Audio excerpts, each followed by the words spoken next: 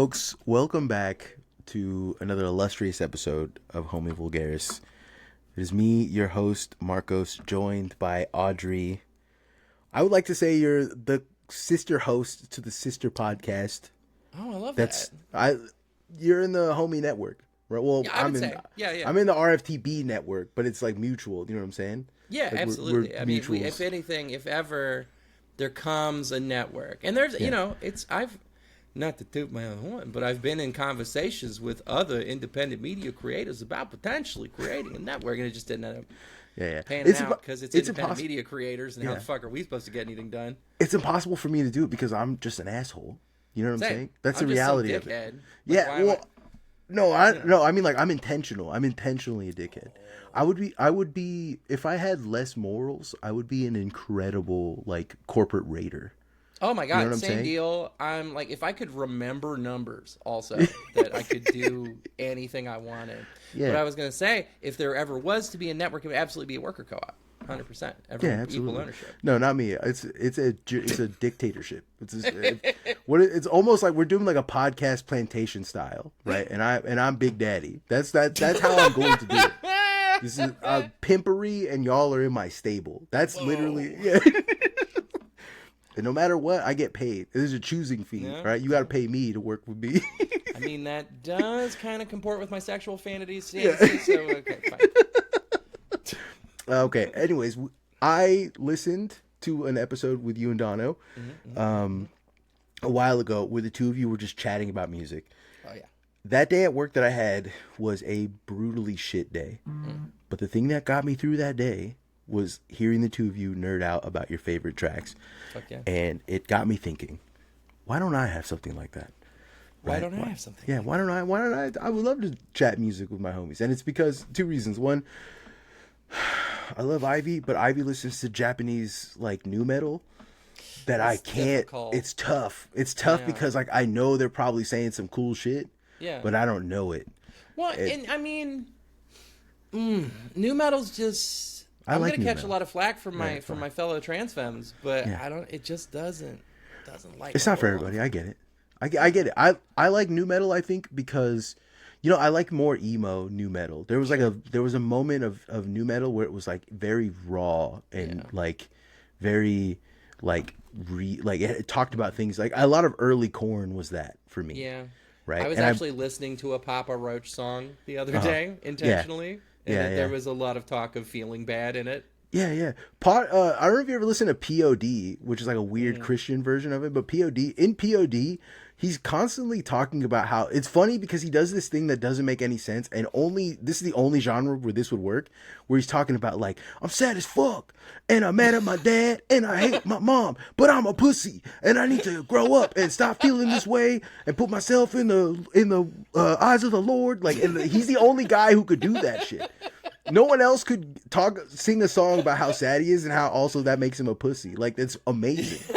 It's an incredibly Midwestern idea. I often feel that way. Yeah. I do a lot of feeling bad for feeling bad and be like, get the other asshole. I've been hardcore on a Midwest emo kick. Hell yeah. Hardcore on it. And math rock and stuff. I'm actually I've been talking about this. I'm really mad about all the white people in my life who taught me about like slavery and all the ugly, terrible things that they did. But they never once brought up Midwest emo or like math rock. And like, those are cool things. Right. Those are really genuinely, I love that. I love that y'all figure that out. Because like, we weren't going to do it. You know what I'm saying? Let's do a rock song in 1318. Yeah. There's no way. That shit sounds like ass to me, theoretically. And then you guys make it sound cool. And I'm like, okay, never mind. Yeah, you got it. About polyrhythms, Yeah. But yeah, so like, I've been hardcore on that, listening to that kind of stuff. But while I was listening to that, I can't remember the songs that I sent you because I'm dumb, but I listened to the ones that you sent me, and I literally just listened to them today. They are bangers. I was shocked by the first song being like that good. It was shocking to me. Particularly like the way that I structured the track, because I thought about the order that they would be received in, because I am a DJ and have been for a very long time. And so I was like, I have to do something that has like an instant recognizable kind of vocal hook that like you're instantly in on. But like that track was my number one most played in 2024, back when I was on Spotify. I do gotta say, you are never beating you are leaning in hard to the trans femme allegations of hyperpop.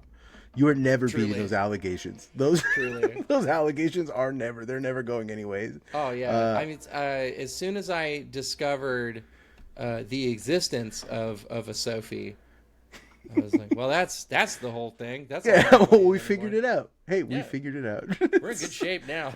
Yeah. You know what's I've listened, by the way, the name of the track is Tesla Beats Exclusive by Raid Reyes. Yeah. Incredible song. Listen I to do it want yourself. to point out 5.5 thousand views on YouTube. Yeah, relative crazy. Unknown, something that I love that. I love that shit. Unfortunately, through the algorithm, Spotify served that to me at some point, but they fucking nailed it that time. YouTube, I will say I use YouTube Music because I pay for YouTube and I don't pay for Spotify anymore. I hate Spotify. Oh, I do want to point out that I migrated to Apple Music, which, you know, fucking they don't actively have like ICE ads and actively fund drones. That's Spotify was the reason why I jumped off that. Well, more than that, it was the fact that like, why am I paying for YouTube and Spotify? That doesn't make any sense. Yeah, like, right. Just I'm paying for YouTube. I can't stand. You know what I'm saying? I can't stand ads. If you terrible. Right? People always ask me all the time about the show. They're like, "Would you ever run ads?" No, because I would hurt people like that. I was in advertising, and I know I deserve to get shot to death.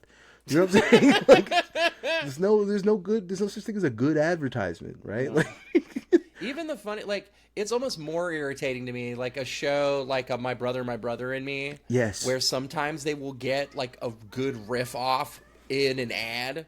Yeah. It means I have to listen to the ad to get all the riffs. Fuck you. I don't want to do that. The only people who ever did good ads was Cumtown, but that's because they were saying horrible things in the ads, and it makes me. I still think about some Blue Chew ads to this day, right? I would never use Blue Chew, but I think about them. It's in there.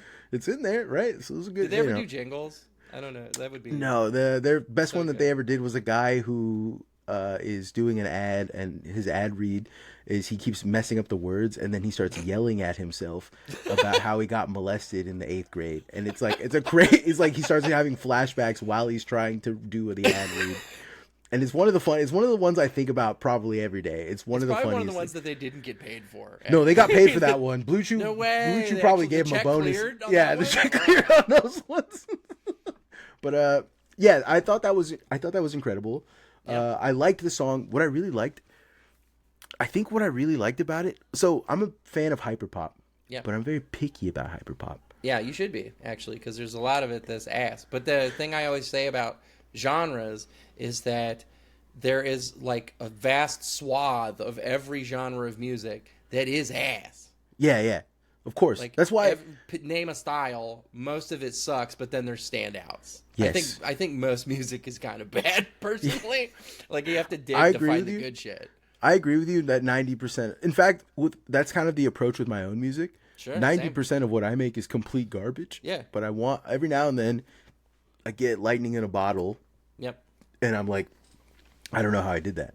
I always feel like if I set out to do a thing, if I sit down and I'm like, I want to make one like this, it comes out ass. If I just like sit down and start letting the universe flow through me or whatever, then I kind of get somewhere. Yeah. For me, it's nothing like that at all. For me, it's I can only do good music when I'm making fun of something, when I'm making fun of myself. When I'm doing it unseriously.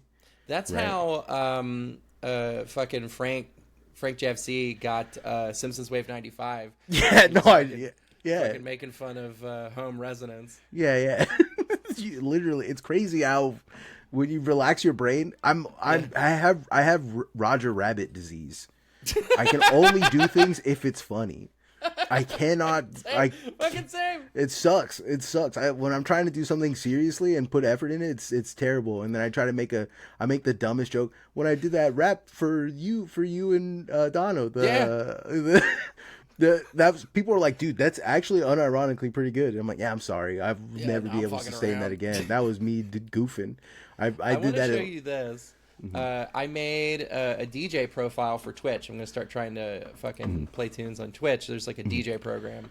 And I'm like, I want to make a little money playing music, and this seems like the easiest way to do it. Because for whatever reason, the fucking local promoters don't want to talk to me. I think it's because I'm 37 years old and awkward. So I like go to the club and talk to them, and they're like, I don't know, you might play good music, but like, look at you, I don't want you standing up there. Yeah.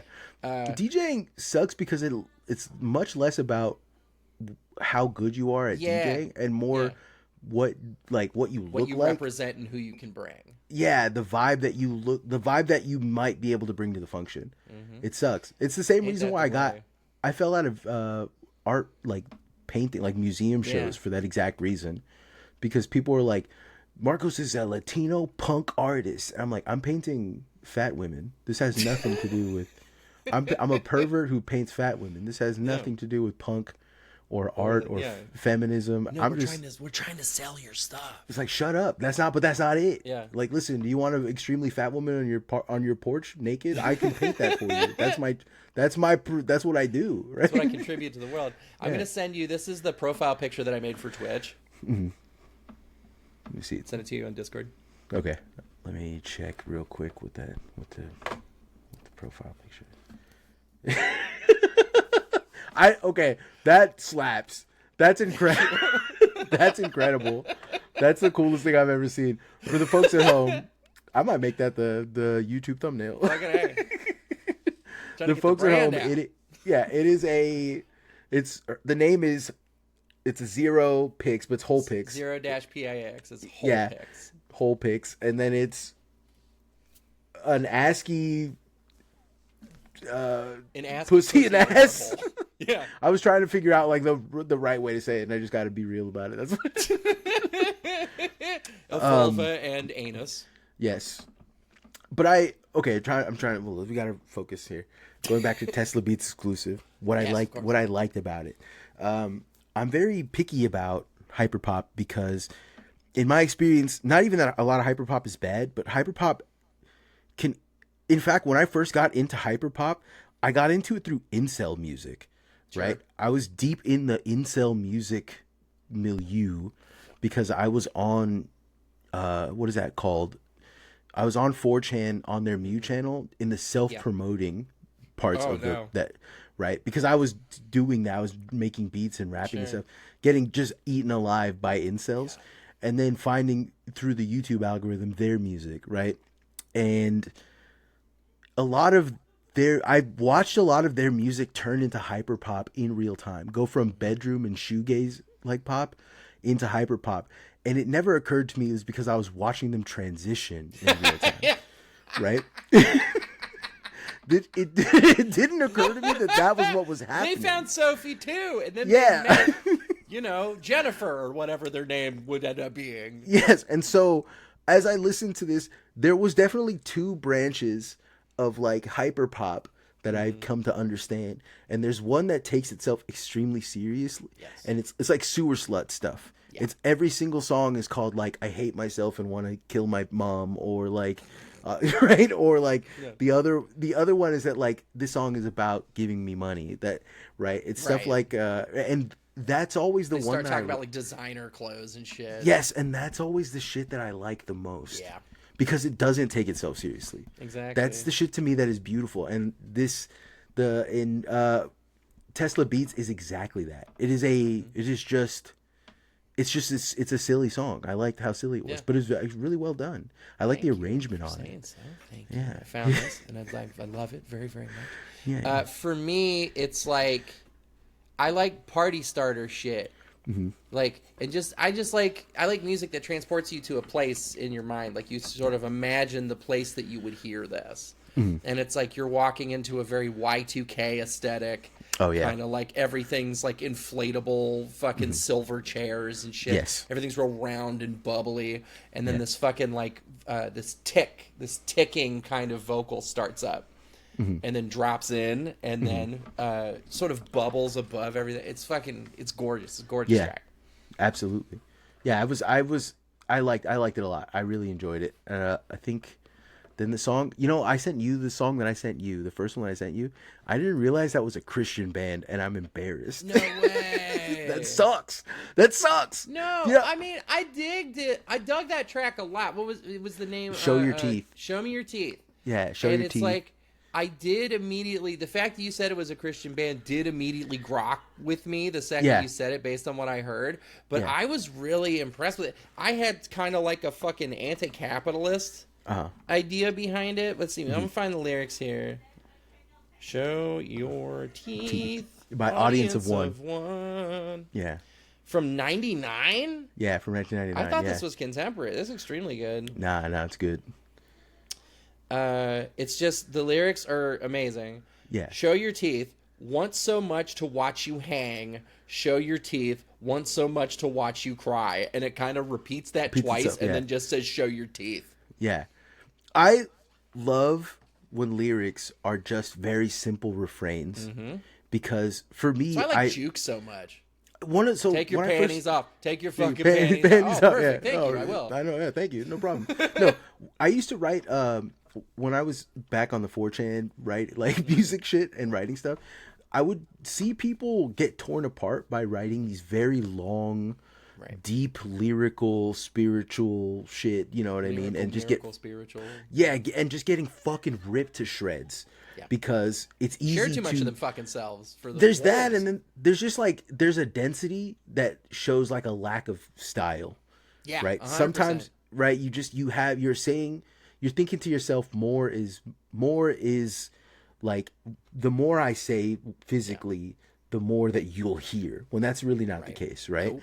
So I learned to cut my own music into really small. Like I think one of the best lyrics that I ever wrote was "I see me. I see through me. On the other side is a better me," right? Evocative, simple. Yeah. All I needed to say, I think all of my favorite stuff is like simple refrains. And so when I heard this, and I'm very like, what I really liked about this song is that while the lead is singing, "Want so much to watch you cry," or "Want so much to watch you hang, show your teeth," there's someone screaming the exact same lyrics in the background, showing like the dissonance between the two feelings. Yeah. Right. And the way that I interpreted "show your teeth" was that like, I want to hurt you. I want to be mad at you. I'm angry at you, but you haven't shown me your teeth. I can't act. I'm in this position where I can't do anything because of there is a sort of impotence to it. Because it's not, I'll fucking tear you apart. It's, I want so much to watch you hang. Yeah. And then the last song of the lyric is, "I want so much." Yeah. And then that's it. That's how they end the song. And you're in fucking Samsara, baby. You gonna be wanting. Yeah. That's what's up. The song is mad deep, and I was fascinated. So I went later on, like after I sent you that. I only heard that one song from them, but I've been obsessed with it. I've been listening to it nonstop. So I went and dug back into their old category, only to find out they are hardcore Christian band. And I was like, oh no. That guitar tone was kind of giving me a little bit of hardcore. I should have. And then I love the fact that it just does that refrain on that lead. Yeah. It kind of just does that lead for like a minute and a half. It yeah. Really the starting. The starting of it is so slow. It takes so long to get to it. And like, I love when a song sounds like it's like starting up by tuning. Yes. When it sounds like they hit record and started tuning to get to the song. And that's what it feels like. Tesla Beats kind of does with that vocal chop. It's sort of like it's calibrating itself. Yeah. Very similar in that way. And I really enjoy that kind of. So that's how I wanted to kick off showing you my Midwest emo. I've been feeling it. But you know what else I'm disgusted by is that like the fact that there's so many Christian bands that are like just, they have one or two songs that are fucking bangers. Yeah. But I was listening because the song that kind of reminds me of is that Flyleaf song, "All Around Me." Have you heard that song? I don't think I have. I woefully. It's funny when I get invited to talk about music on things because it's like if there's a guitar in it, I probably don't know it. Okay. Flyleaf is a girl lead singer. They kind of had like a bit of a moment in the early 2000s, late 2000s. They had a hit song called "All Around Me," and in it, the refrain to the song, or the chorus is, "I can feel him all around me, thickening the air I'm breathing," right? Ooh. And like the song is horny. It's a beautiful song, but it's horny as fuck. She's talking about how the air thickening around you is very, very sexual. She talks about how like her tongue dances behind her teeth to say his name. She like can feel the presence, like filling her body up, like literally. It's crazy horny. And then if you go and you like look at interviews that she did about this, she's singing about Jesus, and I'm like, yo, wow, that's crazy. that's crazy work, being horny for Jesus. That's a crazy ass horny. I do kind of get it. It's funny enough, I had this conversation with my human mother when I was younger. She was like, Jesus had to be really hot. She's like, think about it. He's perfect. He's the only perfect being that has ever walked this earth. Yeah. He had to be fucking ripped. He had to be hot. He's a fucking carpenter. I don't want to believe that at all. I in my mind, Jesus looks like Rodney Dangerfield. You know what I'm saying? And like the thing that gets him is that he's just a cool guy. Rodney Dangerfield was not a handsome man, but people love that motherfucker because he was just cool. I'm sure he could pull. Yeah. And that's how I like to think about Jesus. Just a guy who kind of looks like Hebrew Rodney Dangerfield. You know what I'm saying? The curly hair and kind of olive skin. Jewish? I don't know. But he's not Hebrew. There's a bit of a difference, right? Yeah. Right? Middle Eastern. Yeah. And then the next track that you sent me was International Feel. Next song I put in is called International Feel by Todd Rundgren.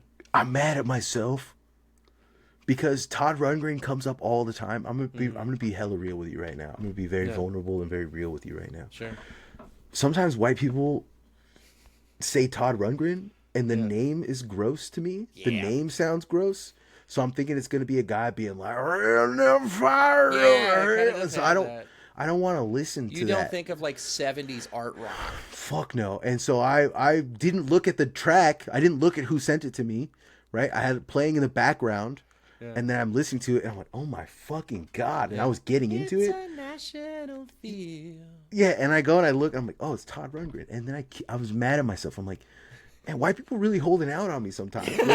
Once again. Yeah, they're just they brought it up to me, but they didn't sell it to me. You know what I'm saying? They said, I learned about triangle trade. I learned about how you brought slaves over from Africa. You took them to the Caribbean. You brought sugar up to the States, and then you brought fucking cotton back to England. I learned how you fuckers did that, but you didn't tell me about Todd Rundgren. You pieces of shit. Yeah, you guys told me about the Black Death.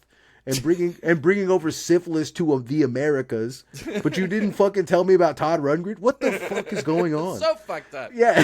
Do you want to know why I chose this song and why I discovered the song and why I love it so much? Please. It is among the first sounds you hear in Daft Punk's Electroma. It's the first music that you hear in their silent film that they made about like humanity and what it means to be sapient, basically. I don't know. Have you ever seen that fucking thing? I haven't, but it's because I'm racist and French people sometimes piss me off. And I love Daft Punk, but sometimes they be pissing me off. Oh yeah.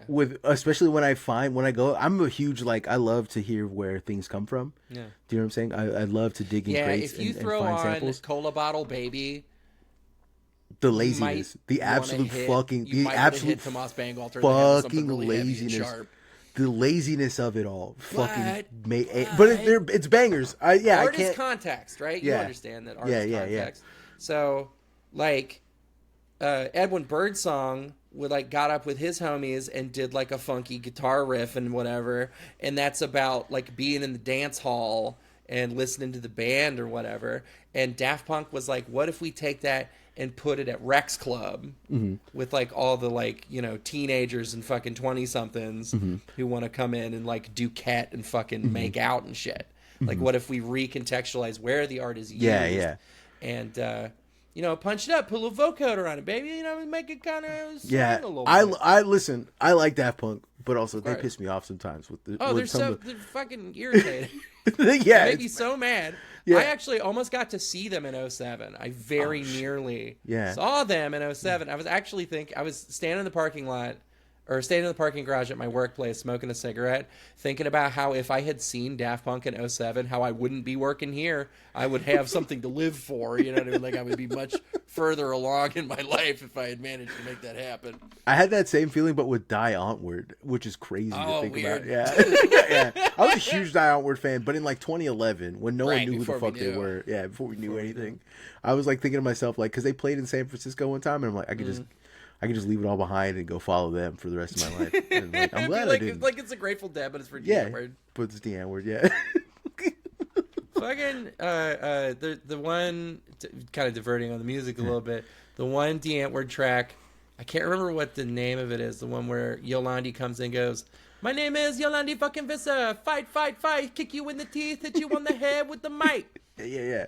That's insane flow. Yeah, they used to have they had a band together called Max Headroom that existed before, and there was the same gimmick.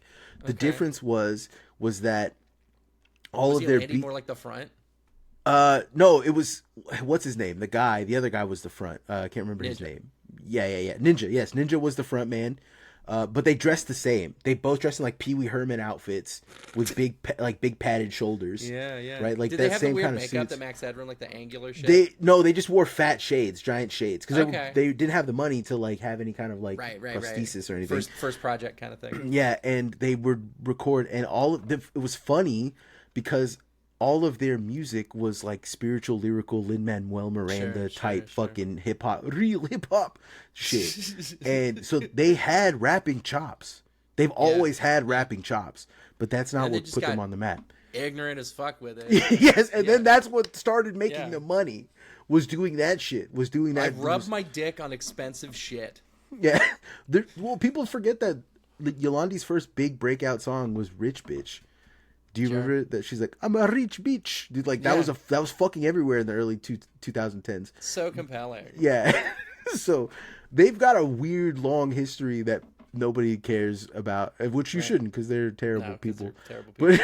But I sincerely, like, if I was the tattoo getting type, I would probably have a Zeph side tattoo based on how into them I was at one point. Yeah, I'm glad that this is safe.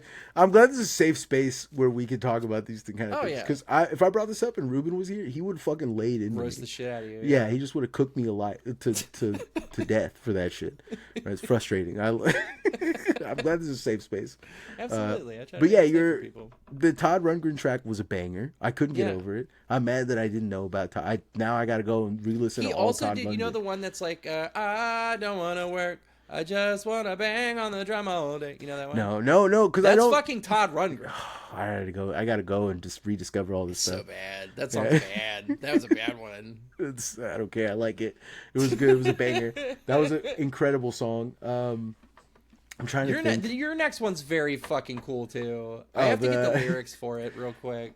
The Dump World by West Side Gun. Oh my god! I don't know that I ever heard any West Side Gun before, which is definitely a blind spot for me. Yeah. This is unfair that this is the West Side Gun that I introduce you to. Okay. Right? Because West Side Gun is normally him rapping not even onto a beat. There's no drums.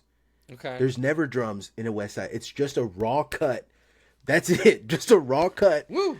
And him going boo boo boo boo, and then talking about some stuff that happened to him in prison that makes no sense to anyone else. He's like, "You ever had burgers on a Wednesday?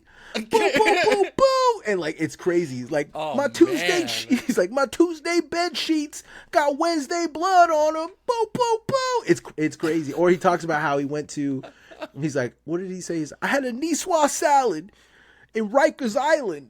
Like, and it's his That's whole gnarly. His whole thing is about combining, like Milan fashion week, Hermes, and all this stuff, and combining it with like the gritty streets of Buffalo. He's not from New York. Right. He's not from the part of New York that everyone sings about, that like, you know, oh, New York, or like he's not from any of the boroughs. Yeah, he's from Buffalo, which is like I've been to Buffalo. It's yeah, and so he talks about that place like it's a crucible. It's and he goes, and the fact that he can grow up there, be a crack dealer there, go to prison out there, and then still like be into fashion, be into like wearing Mason Margiela, being into that stuff, and a lot of what like Ferragamo shoes and all that. When he talks of fashion, he's not talking some shit that he doesn't know about. He genuinely does know about fashion. He was best friends with Virgil Abloh from the I can't remember what the fuck. Off-White, the maker of Off-White, right? Who passed away, but he was friends with him, and like he has an understanding of fashion that most people don't. And what's interesting about his music is that he only works with the people that he works with, including the guy who features on this song, a guy named Stove God Cooks, who is the guy who's singing. And it's crazy because his voice on paper should suck, but it doesn't. It's mad soulful. There's something about what he's saying. Even if he's saying the stupidest shit you've ever heard in my life, it's beautiful. When he says it, it's beautiful. And the name of the track is Dump World. Yeah, because there's a guy named Dump God that they went to prison with, right? Okay. And the what he's saying is the price might change, the numbers on the scale might change, sure, all this shit might change, but I won't change. That's Dump God. Dump God used to say that. Yeah. So this is a tribute to him. He passed away in prison. So it's a tribute to him. And the refrain of the song is it's beautiful. It's like the price might change, the numbers on the scale might change, these motherfuckers might change, but I won't change. Yeah. I'm not changing. And like even the rest of the song doesn't matter. The rest of the song is him just rapping about cool shit that he did. The one line where he's like, so much money these suckers started wearing wires in the kitchen. She like, how long you gonna be, bitch? A while. Yeah. I loved it. Stove God is amazing. He says shit like that, and it's just like, how long you gonna be, bitch? A while. He says that ragou's not gonna taste like or that wagou's not gonna taste like wagyu by the time we get there. And he's fucking incredible. He's so good. Stove God's one of my favorite. Like, he's he works with him a lot. Stove God has a lot of bangers, but his style of rapping, I guess you could call it rap. I wouldn't call it what he does rapping, but if his style of music is just fucking so bizarre, because he's a guy who he turns on a beat and he just says whatever the fuck is in his mind, and it's awesome. It comes out amazing. It's beautiful. Yeah. Shout out to Maria Guido, who was a former host of Worst Week Yet with my buddy Andrew back in the day. She is a huge West Side Gun fan, and she is going to be very pleased to hear that I'm going to be getting into this shit. West Side Gun is incredible. You got to get into it. West Side Gun is so good. There is a problem though, and I try to explain this to people. Kanye is genuinely anti-Semitic. You got to know that. He said and done and said some horrible shit, and it's purely out of anti-Semitism. Yes. West Side Gun has about 8 different albums and projects and mixtapes, all called Hitler Wears Hermes, and it's got very various pictures of Hitler looking cool as fuck. You have to realize that for him, his evoking the imagery of Hitler is that he is a hateful being. He's a hateful figure. And so on the streets, he's mad hateful. That's why he's evoking Hitler. Because he's like, on the streets, I was fucking ruthless. And it was hateful. I was a villain. I was the ultimate villain. Who's gonna seize power and fuck up the ops more than Hitler? It's gonna be him, right? And so that's where that comes from. It's crazy, uncomfortable. It's crazy, but that's where it comes from. And so interesting. I don't think he's anti-Semitic. I think when he says that he hates, let's say, fellas, he believes that he says it like the same way Hitler would say it. Sure. Yeah, so that's where he's coming from. It's crazy. It's crazy. Oh, I also wanted to point out the talk down at the end of this, where they're like, $1 million worth of jewelry in the back alley, no security. Talk your shit, blah, blah, blah, blah. The feds indicted Donald Sly Green and 25 others, charging them with operating a major Buffalo drug ring called the LA Boys. Yes. And Donald was the leader of it. And he's just like telling this story about this guy who was moving like billions of dollars in fucking cocaine. Yeah. That's a true story, by the way. I read that book. I believed it. The second I heard it come out of his mouth, I'm like, that happened. I read that book. The name of that book by Donald Sly Green is the man who it happened to. The name of that book is Tales of a Jailhouse Lawyer. So Donald Sly Green is a guy who went to that book. He's a guy who went to prison. He went to prison for he got indicted for cocaine trafficking upwards of billions of dollars. Right. While he was in there, he fought his own case. Transported on military helicopters. Yes. While he got in there, he fought his own case, ultimately lost it, but he cost the state so much money that other people started coming after him and be like, "Can you look at my case for me?" Yeah. And he became a jailhouse lawyer. That's fucking incredible.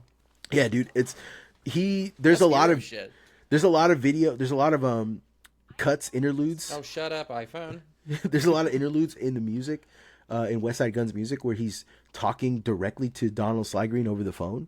And you can hear him talking and telling him. I guess they met in jail, and that's why Wes is out. Which is like, you know what I'm saying? I love how much West Side Gun loves his community. You know what I'm saying? Yeah. Like that's the real shit. Is that he's constantly throwing shit out like that, and he's really just, for him, this shit isn't about style and it's about, there's a realness to it that doesn't really exist in a lot of other hip hop. Which is a very interesting juxtaposition to the fashion angle of it. Yes, no, it's that's what I'm saying. It's really, from an artistic standpoint, beautiful. Fucking the shit he gets up to is beautiful. Bad as hell. And then your final track is a banger. Yeah, it's a classic. Yeah, Macintosh Plus by Floral Shop. Well, it's Macintosh Plus is the artist. Actually. Yeah. Sorry, I always get it the other way around. I never the title is in Japanese. Yes, I don't know what it is, but it's some, I believe, I can't remember what it's not kanji, it's not hiragana, it's the other katakana. I don't know. Yeah. Japanese characters, 420 / Japanese characters. You've heard the song before. Yeah. Fucking Donna Summer sample. Yes. Used in a Pepsi commercial. Yeah. And repurposed by someone who would eventually transition to be trans feminine and change their name to Vectroid and fucking, be like a openly queer kind of fucking one of those reclusive icon people, one of those people that like you'll never, like you would be in a room with her and not fucking know. Yeah. And the track's just fucking, it's so gorgeous, and it like, my partner kind of hates it. I play it in DJ sets all the time, and I always make her listen to me play tunes. Mm-hmm. But she kind of hates it because she says it makes her so fucking sad. I can see that. There is a bit of a tragedy to it, right? Yeah. The song itself, Make your move. That song itself is kind of like built. It captured a moment. You know what I'm saying? Absolutely. That's all of that music is very evocative. All that Roman statue shit. Yeah, did that. Yeah, it captured it captured like an evocative death of like a subculture, right. Like an artistic subculture. It almost kind of, if you think like 2011, that's almost the exact date of the end of tech optimism. Yeah. Because like 99 happened and everyone's like, okay, that was a fluke. We can still do this. Yeah. And then we watch the fucking 08 crisis and then the way that plays out. Yeah. And it's sort of like, you take this sort of totemic thing, a fucking Pepsi ad from the 80s, and you recontextualize it to be a tragedy. Mm-hmm. It is absolutely, to me, a statement about the end of an era of optimism and the beginning of our current troubles. Vaporwave, Vaporwave, it evolved from a thing called C-Punk, right? Which C-Punk was... It's its own. It was way more of a Tumblr thing than anything else, right? It didn't really have much. Didn't have legs, but Vaporwave did have legs because artistically, where it was coming from was this feeling of like that like vapor. It was ephemeral. It was leaving away. It was growing away, and we were so in that moment at that time from 2011. I would say from 2011 to 2016 was like the time that all of that was really starting to peak. And I remember this track was literally everywhere. It was inescapable. You could not escape it. If you were at anything where a DJ was, they were playing it. Yes. If you were online at all for any moment in time, the vaporwave aesthetic had touched you. And in fact, the vaporwave aesthetic launched the career. People don't know this, but launched the career of Travis Scott. No way. Travis Scott, his first. You know what his first major breakthrough hit was? Huh. It was a song with Young Lean. Huh. Young Lean, one of Young Lean's first tracks or Travis Scott's first tracks is a Young Lean song. And now man's, big enough to cause trampling deaths. Yeah. Well, his career's dead now, but he doesn't need to be alive anymore because it's fucking he's made more money than God. When you get to the point where you are hosting, I'm trying to explain this to people. It used to be that you had to play for the rest of your life in Vegas, right? In order for you have to have a residency in order for you to make the bag. Right. Now it's one Fortnite show. You make one Fortnite show. You do one show of anything in Fortnite. Sayonara, everybody. You've made enough money to never have to work again. And that's where he was at, right? That's where he's at. So fucked.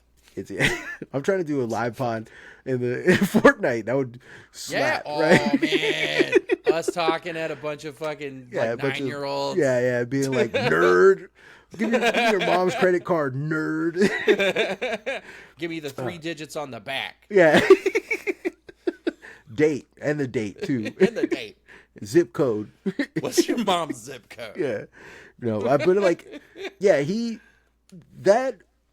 but Macintosh plus the artist really did kick off the careers of a ton of other people through kind of crystallizing and distilling the vaporwave aesthetic into a single identifiable memeable track. Absolutely. Right, which is that. And I'm glad you included it because that it gives me a really cool insight and window into musically what you were thinking of when you picked these 3 songs, where you were at, right? I can see usually when I'm DJing or picking tracks to play, I usually can't just go, oh yes, of course I will play this. I just swipe through or scroll through a big list of tracks, and when something catches me, I'll hear it in my head and be like, oh, that's kind of where I want to be, right? This one I summoned out of the air. Yeah. This is one of those things that absolutely is just in you and always in you. Yeah. And I don't see this ever being irrelevant to me. Yeah. Even though it was because I was DJing at the time. I was playing shows and shit out. I was living in an unfinished basement, playing a Sunday night residency for $50 a week and trying to live on that all week. Sick. It was horrible and awesome. It was the best shit. To me, that should be, I think about how comfortable I am with my job that I have to go to every day, and I get paid every 2 weeks, and I know exactly how much it's going to be. Sure. And I want to blow my fucking brains out. I was so happy. I was so fucking happy when I was literally making my money by scamming people and going to fucking going to the. And by the way, scamming people for me is not calling Grammys up and asking them for the digits on their card. For me, scamming people was I would be 3-card money and shit. No.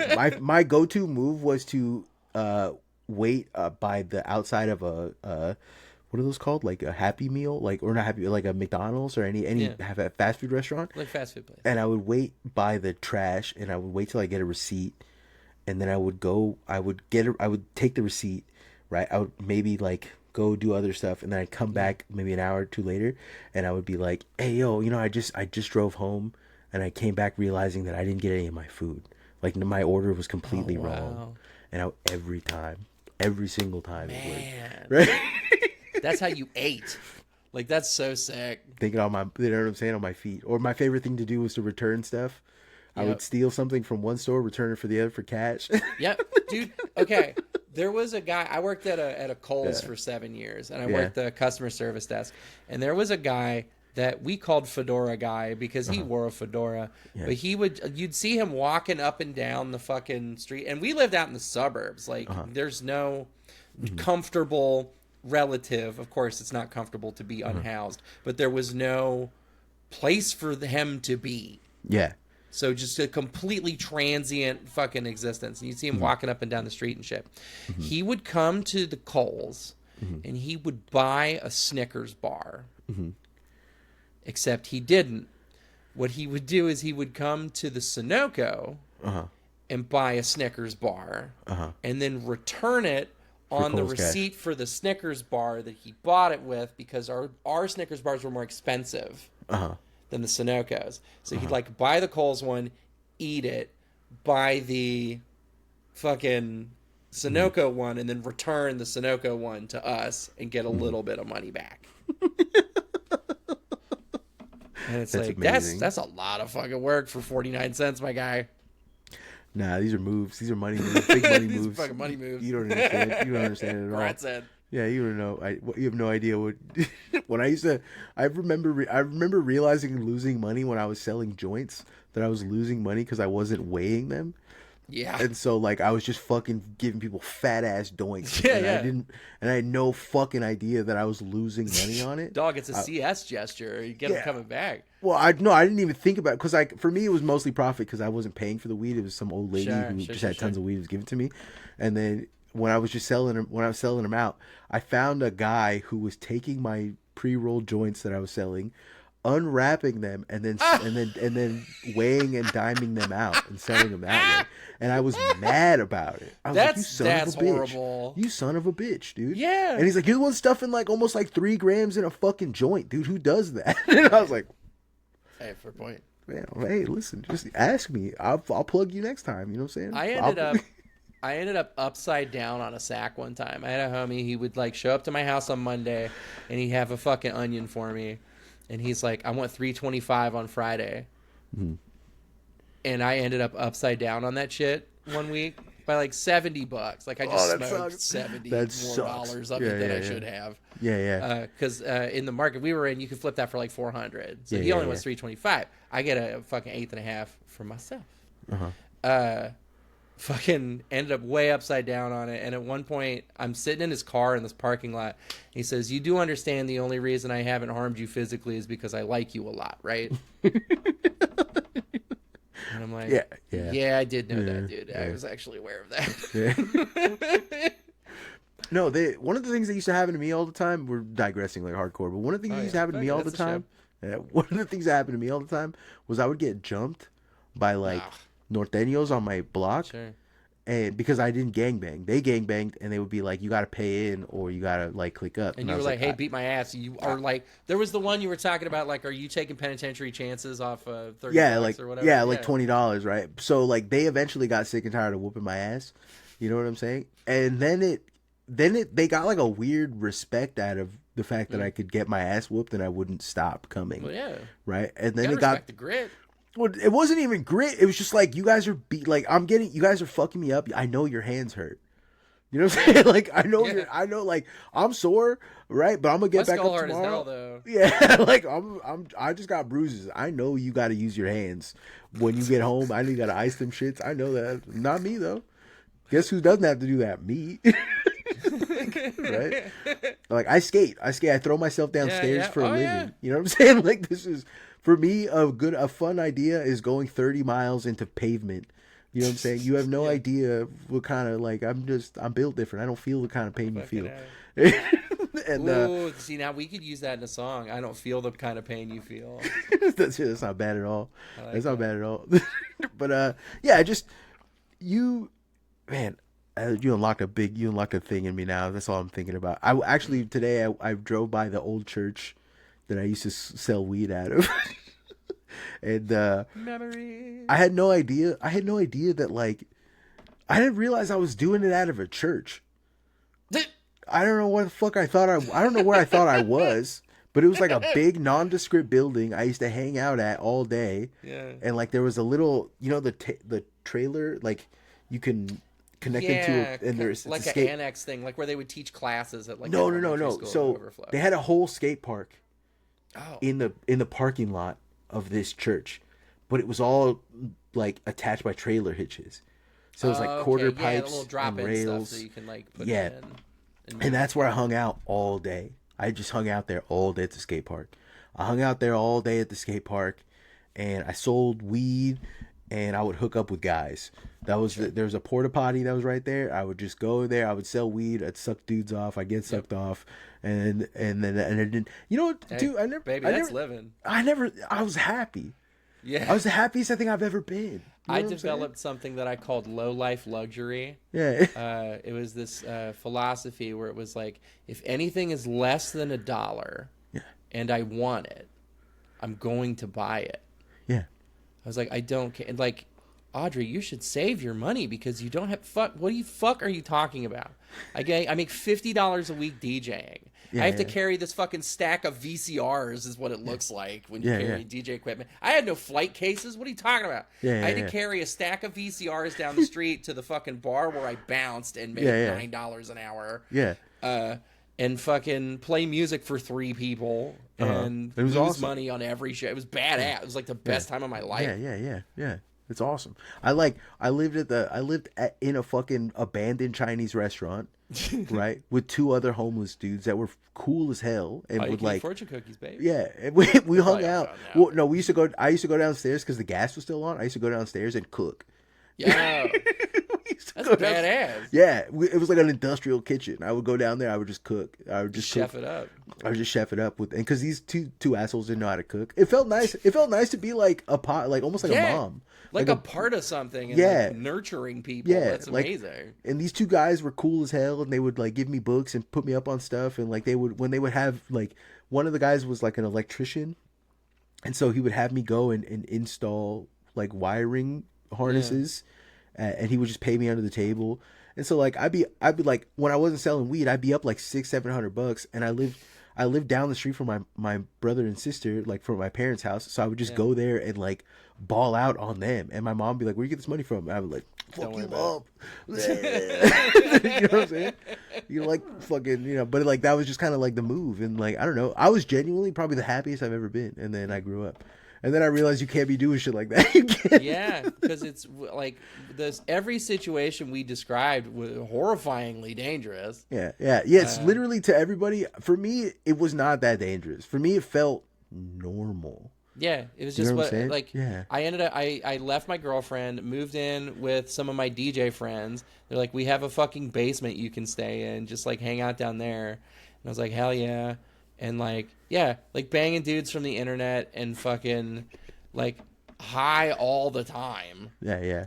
And fucking, yeah, it's like, what else am I going to do? I'm going to work on tunes. I'm going to fucking play shows. And I used to what else could I be doing, you know?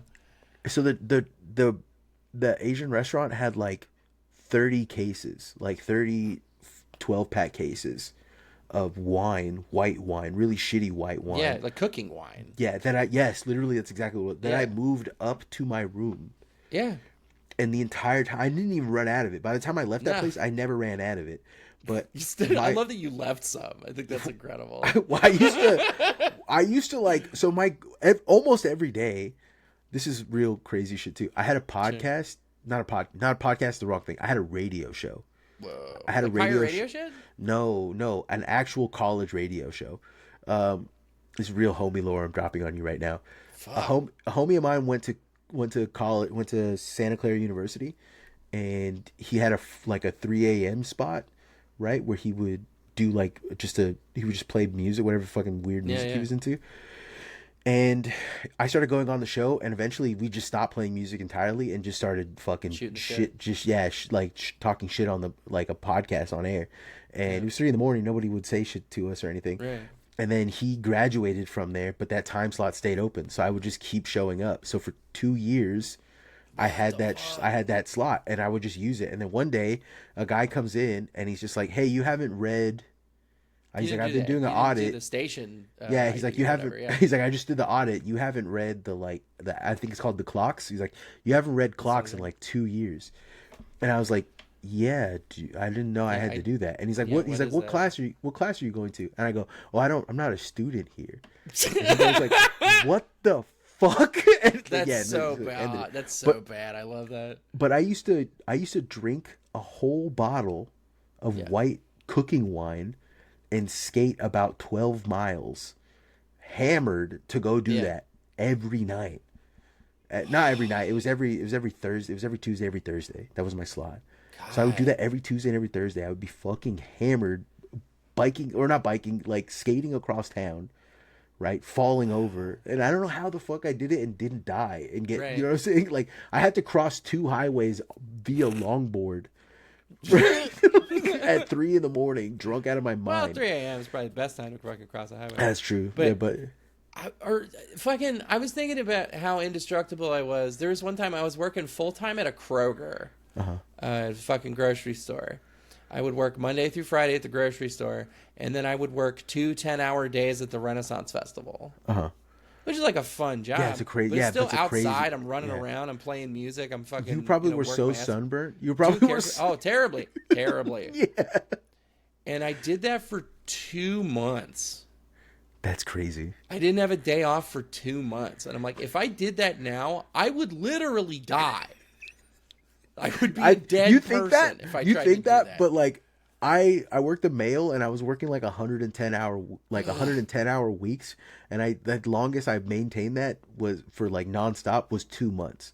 I went 2 months, 110 hour weeks. You don't realize how fast your body can just get back into it. Right, it kind of sucks. No, it sucks. That's what it kind of sucks. I was literally losing my mind. I was fantasizing about ripping open one of my customer's knees and just drinking the marrow. Just drinking the marrow from his knobby knees. Like I was losing my fucking mind doing that job. Right, and so it's bad for your brain, but your body just gets used to stuff. Well, I tell you, I've been talking a little bit on the show. I've got my ankles are falling apart. And I went into the doctor, and she's like, "What'd you do?" And I said, "I got fat and stood on concrete for 15 years." Mm-hmm. So, it's bad times. I just recently found out, maybe about a year ago, or not a year, no, like a few months ago. I would say probably 3 or 4 months ago. I'm a diabetic, right? Oof. Not a horrible diabetic. Not like I'm going to die anytime. I'm actually pre. So I got to take medication now. I got to do the medication. I don't got to take anything. She's like, you can still stave it off a diet, but like, don't eat so much sugar. I'm like, keep doing that. It's a problem for me. I am a big time. Pasta man. No, it's not. It's literally gummy bears. Oh yeah. Most for me, I stress eat gummy bears, and the texture's perfect. I get sugar and candy. When I'm having a bad time, sugar and candy is the only thing that really makes me feel any better. For me, I got the same thing, but for carbs, like salty shit, like popcorn or fucking, whatever. I should have known that I was a diabetic, though. Right? I should have known. I've probably been diabetic for years. That's what the lady said. She's like, "You've probably been diabetic for years at this point."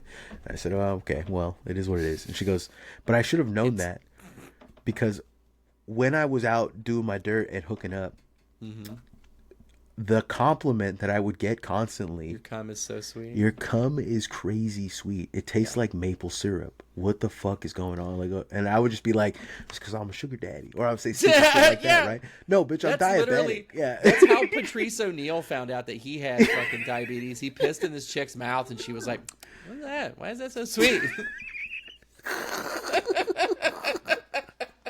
I should have known, and I'm fucking. That's so crazy. It's a point of pride for me, to be honest with you.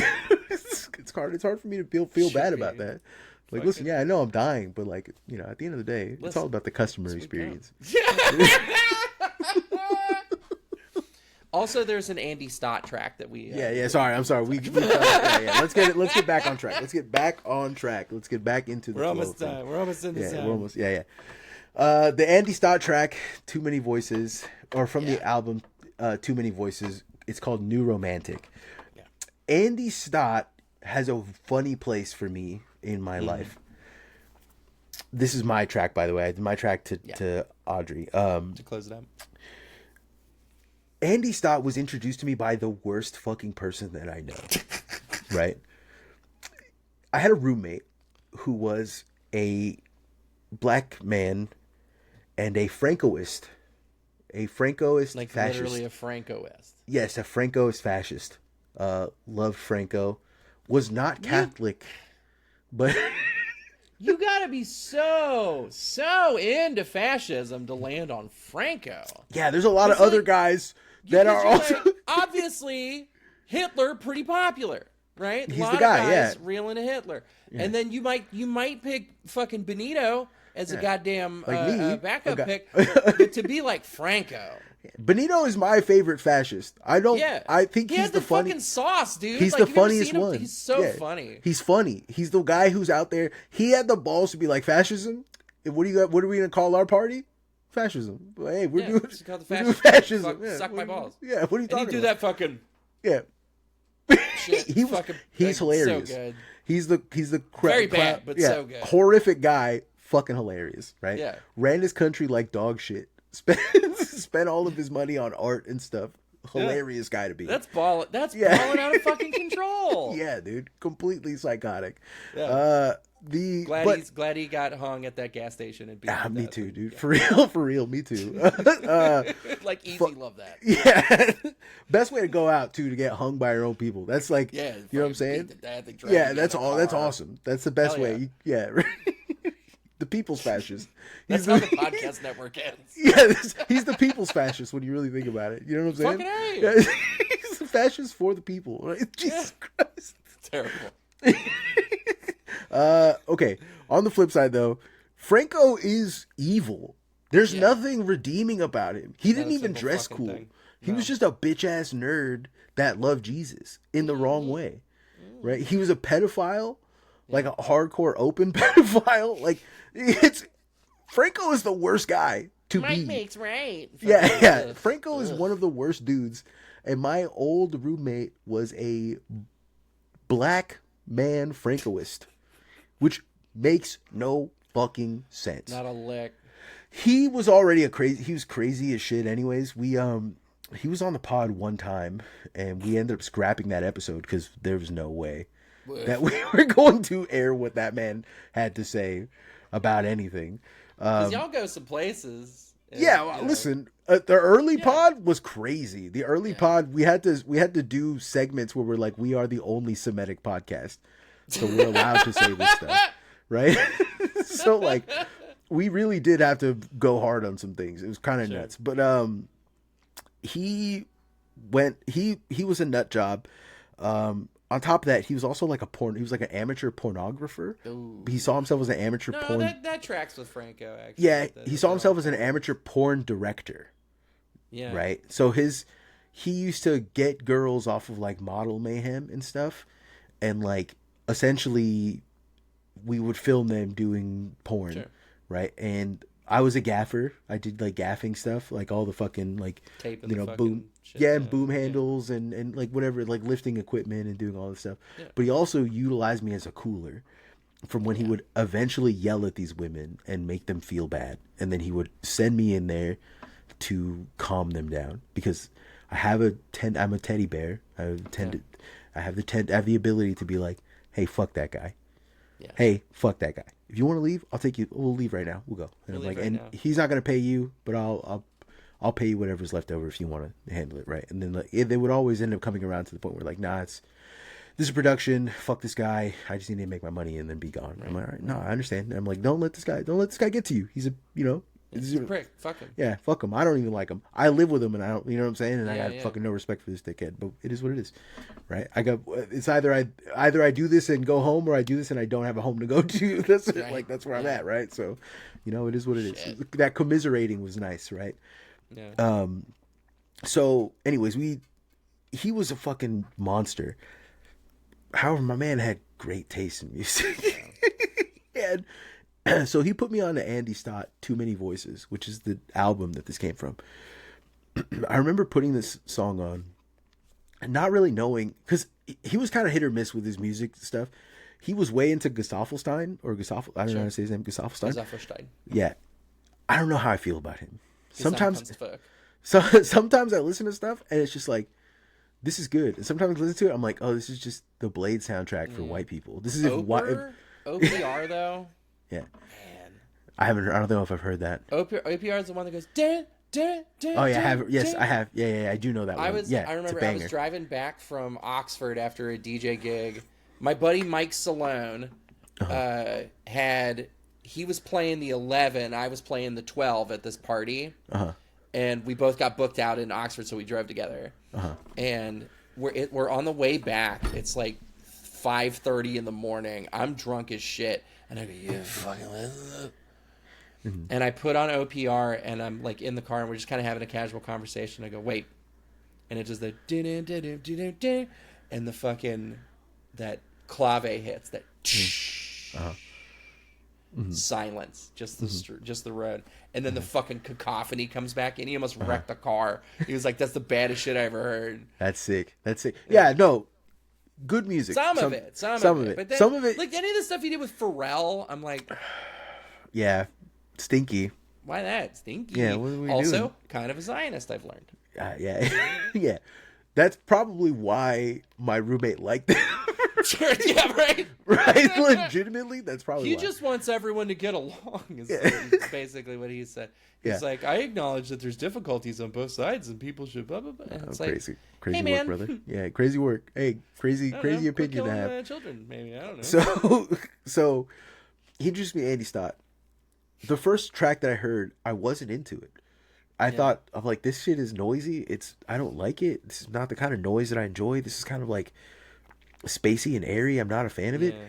And then I think I let it ride for 3 songs, and I was like, I don't get it. This is just not for me. Whatever. And then I heard this song. I think this was track 3 from this album, which is New Romantic. And then all of a sudden, it fucking clicked with me. I understood the assignment of the whole. The entire rest of the album made sense to me, and all that came before it made sense to me. This album is a deconstructed R&B album. This is an R&B album. That's an interesting fucking read on this. This is an R&B album. This is a 90s R&B album, like a Sade album. Yeah. Right? It is very in that it's Sade, but if you're remembering it, like it's remembering a Sade album.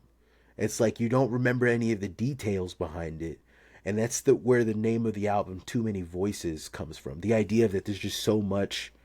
You're just too cacophony in your fucking head all the time. Yeah, and so you're trying to remember your favorite songs, your favorite love songs, your favorite album, and that's what this is.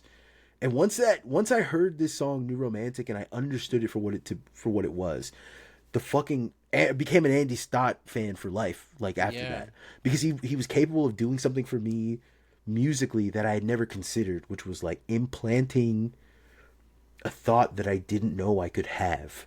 Yeah. Do you know what I'm saying? And like that's that shit. Yeah, and I was fucking hooked. But yeah, New Romantic. I can't remember the lyrics. It's like the lyrics are like not really important. It's all about vibes for this stuff. But I remember her singing like fuck, I gotta look up the lyrics right now. I'm trying to find the Andy Stott track that I fuck with or have fucked with in the past. The lyrics. Cracked is the track that I know from Cracked. What album is that? Let me go to album. I can't remember. We Stay Together. It's off an EP. Mm-hmm. It's off an EP. Oh, okay. Yeah. Let's see. The one with Submission, Posers, Bad Wires, We Stay Together, Part 1, Cherry Eye. Yeah. It's something about you. Why don't you trust me? That was the lyrics. It's simple. It's very simple. Again, with the easy lyric stuff. But when I hear things like that, right, it always makes me like realize the power behind all of this stuff, right? Yeah. And I don't know. This album's incredible. It sounds like a Sade song. It sounds like a bunch of Sade songs you are misremembering. With the overdrive just like completely fucking murdered. Just fucking cranked. Like this shit is just it's weepy. It's like I love it. That's something I appreciate about this music is how it kind of wants you can feel it trying to tear your guts out and leave them on the fucking pavement. Yeah. But like coming at you from these weird angles and sort of like entangling you is how is how it feels. Fucking incredible. That rips. That's so good. Yeah. I think. All right, so we talked about music for an hour. We talked about other stuff, but we did music for an hour. We kind of we did the thing that we normally never do on the show is we finished what we said we were going to do. So good. So good. Which is awesome. Shouts out. Thank you. I'm gotta read the Patreon. Oh yeah, homies. This is like my favorite part of the fucking show. Yeah. This is everyone's favorite part because it just gets crazier. It gets genuinely more insane every single. I'm gonna shout out because I think she listens to this. I'm gonna shout out one of our patrons. Her name is B. But the last time we read her out, she called herself Humpty Dumpty Shat on My Balls. Hell yes. Hell yes. I love that. That's awesome. We love. I think every. Jesus Christ. The first one we got is crazy work. All right, I have to let me set up my little filters. Yeah, get them filters. Yeah, let's see. I save it as a URL, but it don't ever fucking work. Yeah, I'm bad at this. I'm bad at doing like the actual part of stuff where like you have to do it all the time. It ain't easy. Saying? Yeah. It took me 7 years to create presets in Ableton that like actually had the effects racks that I use on every channel every week for 7 years. Do you want to know something insane? Every single one of my FL Studio songs that I have created and released, I have the stems or files saved as a random. I use a random number generator. And that is what I used for the names. So I don't ever know what they are.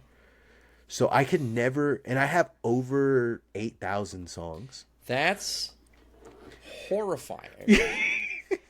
Though, mine is just whatever words came to... It's essentially a random number generator, but it's a random word generator that is a trans bitch with ADHD. So people... I remember Frank one time asked me... Hey, can I get a track that you made? I really like this track. Can you send me the stems for it? And I was like, good luck. Absolutely, dude. I spent about 3 days searching, opening up all of the stems, and finally finding it and sending it to him. And he was like, oh, thanks. It took a while. And I was like, you have no idea. I spent 3 days after work every day, like a mission, to fucking find this track. And that's because I think it's because I genuinely think that, like, if I captured lightning with it, I don't ever want to go back and tweak it. Oh, yeah. You know? 100%. And, like everything, if you listen to Radio Free Totebag, which you might if you listen to this, the tracks I do at the end are literally just, I sit down, I take 30 minutes to write a sketch, and then I'm like, let's go. I love them. I love all of them. I'm always so impressed. I try not to work on them too much, because I feel like I could overwork them. Yeah. I'm always so impressed by your ability to capture... exactly the feeling of what you're trying to do. I can write a hook, baby. That's the whole deal. It's incredible. Yeah, I really enjoy that. All right, let's shout out to the following people. Oh, before we do that, you're from RFTB. Oh, yes, of course. Yes. So, Radio Free Totebag, it's a show about relationships. We do heartfelt love and relationship and gender and mental health advice. We're a very nurturing presence. We want to help you take care of yourself. The opposite of our make show. You feel better, right? Yeah. It's the opposite of the ancient show. It's the opposite of Homie Vulgaris. Yeah. But we also do dumbass jokes. And we have a good time. Marco's been on a number of times. Those episodes are some of my favorites. Fucking great stuff. You can find us at rftb.me or anywhere you find your podcasts. And if I may, because we've been talking about music, I started a Twitch channel. And the name of the Twitch channel is DJ0PIX. The letters DJ0PIX. That's DJ Holpix on Twitch. I'm going to figure out a schedule, and I'm going to start playing tunes. I'll put a link to that in the bio of the episode. You can click on that and listen to them. Listen to Audrey, who I wish I had time to even like Ivy streaming. I think right now, and like I just don't have time. Literally, and this could happen. Yeah, so, crazy work. All right, so shouts out to the following homies. Hold on, let's see. Oh yeah, shouts out to the following homies: Elsa Nauman, Lee Elliott, the Sam Chorter Limit, Fuzzy Nalgas. They've still got my address. I will call the FBI. No, you won't. I dare you. Anyway, Andrew Morgado, Bowser Phobia, Twat Snatch Beaver, He Devil in France, Solidus MILF, The Paternal Order of Scuba Steve's Father, Brody, Bathing Ice Ape, Feature Creature, CW, Torvin. Carrie is on some shit. She's on some shit, and that shit is good shit. The Chiral Spectre strikes again. Chris Wade, Cody Hewitt, Collier Silvis, A Bag of Sand, Sadish Radish, DJ Hogan, Doug M, McMinty Spice, Tucker Trucker, even smaller Micro Pinhas, Santa's favorite MILF, LL, Mariko, El Que Lolea, Mommy's handsome little man, Feskach exhibits Yakubian cultural signifiers. No. Hell yes. No. Hell yes. Frank Javseed, Diana Thayer, GW, Brother Kaiju, Bus Stop Freestyle Warrior, God's favorite poser, Fuck Cheech, White Daddy, aka Master Chef of Umame and some poop on it. God damn, I hate this guy, dude. It's getting better. I hate this guy, dude. Ryan, wait, hold on. I think I have to figure out. Did I goof on this? I think I goofed on this filter. No, you guys always do this to me. Why didn't you do this? Why stop doing this to me? Okay, there we go.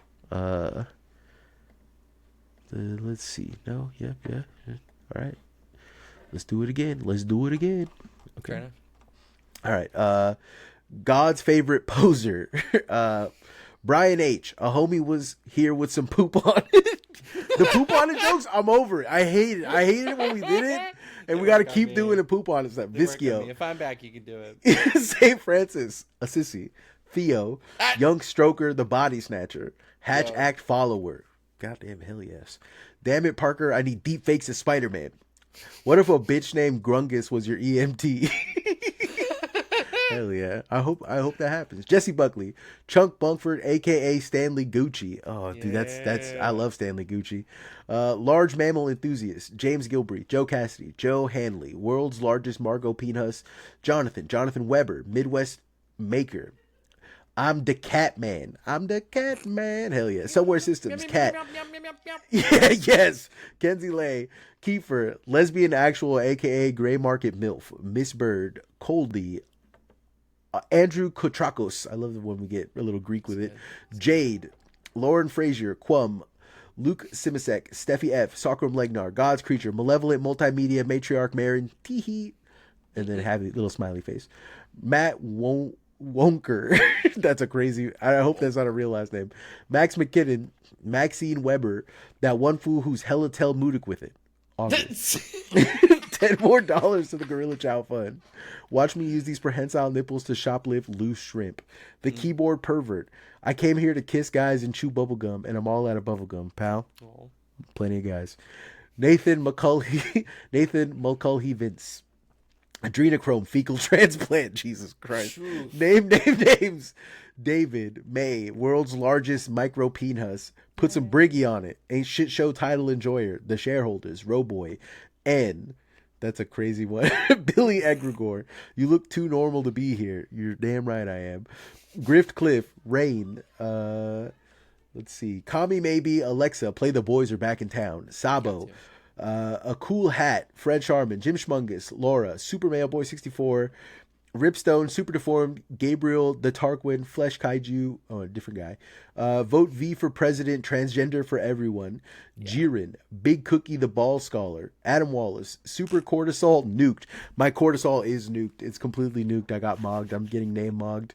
I'm getting name bogged by all these Patreon cells. Casio, who by the way sold me fake great deals. Yoni 42, 8-man massage, big savings on the 2026 F-150 Super Duty at Chunk Bunk Ford. Hell yeah!